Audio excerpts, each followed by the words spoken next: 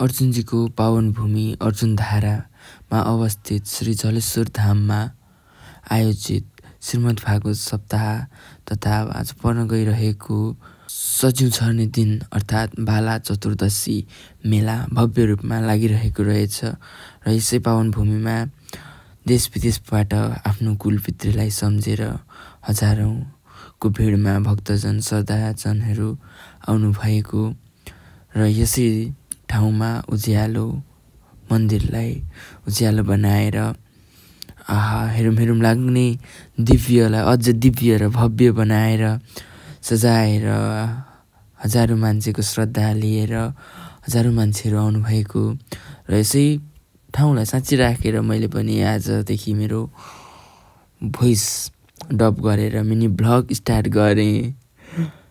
अब यो ठुलो काममा मेरो सानो काम।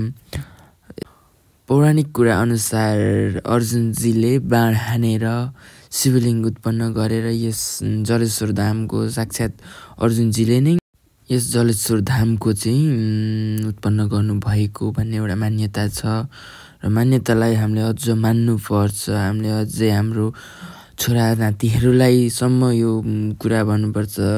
हामीले नै हाम्रो धर्म संरक्षण गर्नुपर्छ। हामीले गर्ने, हामीले नगरे कसले गर्ने। र यस भिडियोमा मैले यति भने, मलाई धेरै बोल्न आएन भन्दै मैले मेरो ब्लग चाहिँ सकेँ। हस्त धन्यवाद।